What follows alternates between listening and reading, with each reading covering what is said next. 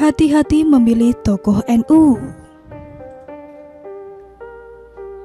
Pemilihan presiden semakin dekat. Figur kandidat capres semakin terlihat jelas. Sosok Prabowo dan Anies Baswedan sampai saat ini tokoh yang paling terlihat hampir pasti ikut Pilpres 2024. Memilih figur cawapres tak lupa ikut dibicarakan. Berbagai analisis muncul untuk memilih kira-kira siapa dan dari kalangan mana sosok ideal cawapres bisa diambil. Secara khusus kita melihat Ormas Nahdlatul Ulama merupakan tempat favorit mencari sosok cawapres. Tokoh Nahdlatul Ulama dinilai punya potensi besar jika digandeng sebagai cawapres di Pilpres 2024.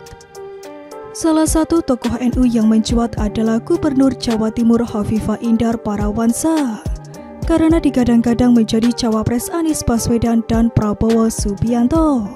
Tokoh NU memang punya kans besar karena secara elektoral signifikan. Karena 50% dari total muslim di tanah air dekat dengan NU. Tetapi jangan lupa pilihan warga NU itu juga tidak monolitik. Jadi para kandidat capres harus hati-hati dalam memilih tokoh NU untuk menjadi cawapresnya. Meski dicalonkan menjadi capres atau cawapres, tak jadi jaminan tokoh NU bakal dipilih oleh Nahdliyin. Sebab warga NU saat ini semakin cerdas dan independen. Contohnya saja pada Pilpres 2004 silam. Saat itu Megawati Soekarno Putri menggandeng pimpinan PBNU Hasyim Muzadi menjadi cawapresnya. Wiranto memilih tokoh NU lainnya yakni Solahuddin Wahid alias Gusola sebagai cawapres. Status Hasyim ketika itu sebagai ketua umum PBNU. Sementara Gusola merupakan adik kandung dari Abdurrahman Wahid atau Gus Dur. Namun keduanya juga kalah bersaing di 2004 lalu. Mereka kalah oleh SBY yang memilih NU luaran namanya Yusuf Kala. Yusuf Kala ini kan orang NU, pengurus PWNU, tetapi bukan bagian dari darah biru. Uniknya warga NU memilihnya kala itu. Nahdliyin sudah pintar memilih capres dan cawapres yang tepat. Jadi meskipun elit NU mendapatkan posisi sebagai capres ataupun cawapres, tidak serta-merta dipilih oleh umatnya. Jadi sekali lagi hati-hati memilih cawapres dari NU. Jangan asal comot. Warga NU sangat beragam.